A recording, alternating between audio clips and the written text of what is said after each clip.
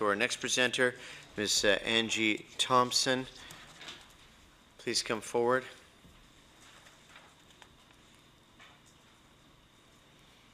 Welcome. Your 5 minutes opening remarks begin now. Good afternoon, and thank you for inviting me here today to offer my opinion and recommendations on the Fair Hydro Plan. My name is Angie Thompson, and today I'm speaking on behalf of Hydro One Not For Sale. We are a group of ordinary people from all walks of life. We're young, we're old, we're rich, we're poor. Some of us are political and some of us are not. But the one thing we all have in common, like 83% of Ontarians, we want to see Hydro One in public hands. Our group is absolutely appalled that the government would even consider privatizing Hydro One, a cash cow that could have funded public services and infrastructure for generations to come. Government opposition, individual citizens, and campaigns such as Hydro One Not For Sale put immense pressure on the Liberal government to do the right thing and to reverse their plan to sell off Hydro One.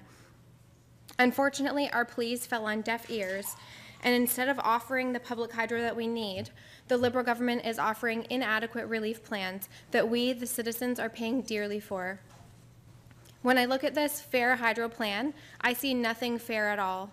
I see decades of government mismanagement, always paid for by the public. I see bankers and privateers with dollar signs in their eyes as our government remortgages and extends these private green energy contracts, dumping our problems onto the next generation. This so-called smoothing out of payments saves us pennies today and costs us billions more in the long run. The Fair Hydro Plan is very misleading. The average person is very excited to save 25%. But what is 25% when rates have increased by 383% since 2004? People who have been drowning in hydro debt will no doubt welcome any relief they can get, but let's be honest about who's footing the bill here.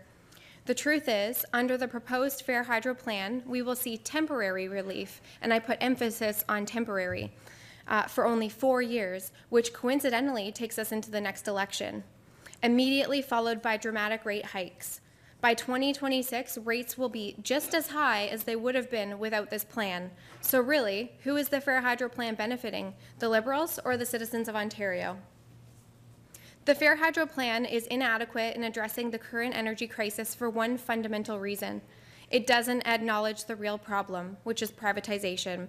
And I never thought this would happen, but I'm going to quote Dr. Phil, and Dr. Phil always says, "You can't change what you don't acknowledge." As long as this government ignores what is so blatantly evident, there will be no fair solution. And I have an analogy for you. If I have the chicken pox, but the doctor treats me for influenza, sure, some of the treatments might offer temporary relief, but at the end of the day, I still have untreated chicken pox. The illness will not go away until it's properly diagnosed and treated. The Fair Hydro Plan fails to diagnose the real problem. Privatization is the disease, and inflated rates are the symptom. If we ever want to enjoy affordable hydro again, the answer is bringing it back into public hands and removing profit from the agenda. The citizens of Ontario want steady, affordable rates they can rely on, not a privatized system where the importance of profit is superior to all else, especially when that profit goes straight to the pockets of wealthy investors. It's extremely difficult for people to celebrate $10 or $20 savings on their hydro bill, knowing that the CEO makes over $4 million per year. When we consider disenfranchised people, students, single parents, people with disabilities, elderly on fixed incomes, 4 years of relief followed by even larger rate hikes than we're experiencing right now, that's not good enough. Let's face it, this day and age, hydro is a necessity. We need it for basically every aspect of modern living, yet we have tens of thousands of people who can't afford it. I have a feeling that I won't be the only presentation advocating for public hydro. The citizens of Ontario are connecting the dots, and they're understanding that privatization results in higher costs for the consumer. The Premier admitted that hydro rates climbing so high so fast was her mistake, a mistake that the public shouldn't pay through the nose for. Privatizing hydro was deplorable, and offering temporary relief followed by years of rate hikes packaged and sold as the Fair Hydro Plan is just as despicable. It's never too late to do the right thing. Forget about the symptoms, let's treat the disease. It's time to stop privatization and return Hydro One back to its rightful owners, the people of Ontario. Thank you. Thank you, Ms. Thompson. We'll begin with the government. Mr. Delaney. Thank you, Chair. The government has no questions. Thank you, Mr. Delaney. To the PC side, Mr. Walker.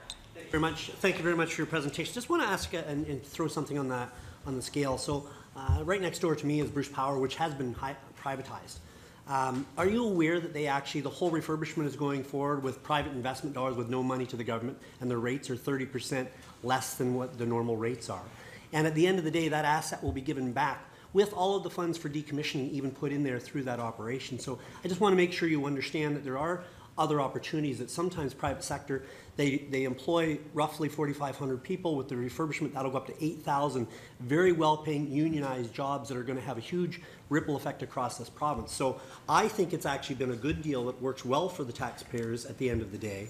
And I just want to make sure that people in the public are aware that when you say no privatization whatsoever, there's a company that actually refurbished that whole plant and is going to. It probably wouldn't have been done if it had been on the government's books.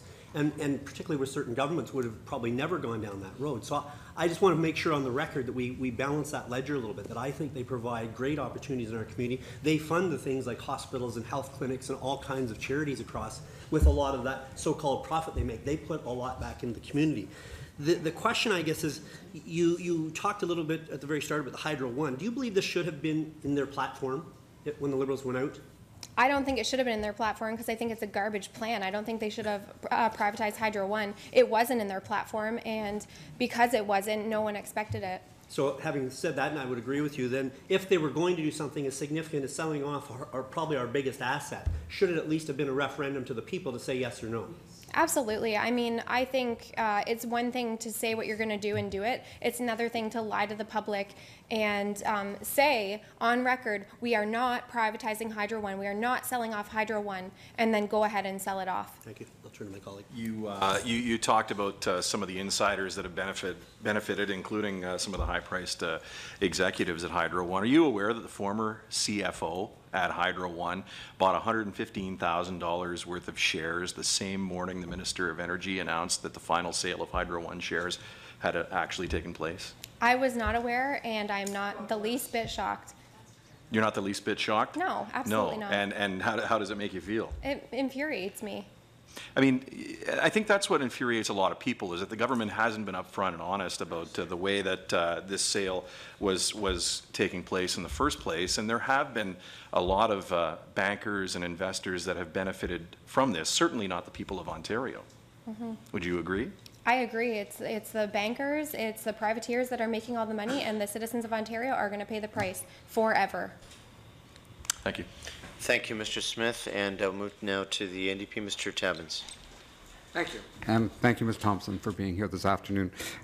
Just following on a question from one of my colleagues, I don't know if you're aware that Bruce Power made something like $650 million in profits a year ago, money that comes out of our pockets and our hydro bills. Do you think we should be paying profits to that private company? No, I don't think we should be paying profit to private companies. And the other gentleman's question was not really a question, it was more of a statement, so I just listened. But I don't agree with that. We have a difference of opinion. I think those jobs could be in the Ontario Public Service, and they could be, offered just as many jobs. They could be unionized jobs. It doesn't need to be in the private sector.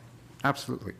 And what do you think the impact on Ontario is going to be once the period of low prices, which has been bought with very large debt, is over and people have to start paying accelerated high prices? What do you think the impact of that will be? We're going to see exactly what we're seeing right now. People having to choose between heating their house in the wintertime and buying groceries for their children, kids going without Christmas gifts, all the challenges that families face. The food banks are running dry because people that used to be kind of well off and able to donate are no longer able to because they're paying their huge hydro bills. So we're just going to see more of what we're having now, but worse. And given the pro-privatization sentiments of the party to my right in so many ways, do you think that they could be trusted to protect Hydro One in future? I didn't trust them to protect it before, and I don't trust them to protect it in the future. Okay. Thank you. I have no further questions. Thank you, Mr. Tabbins, and thanks to you, Ms. Thompson, for your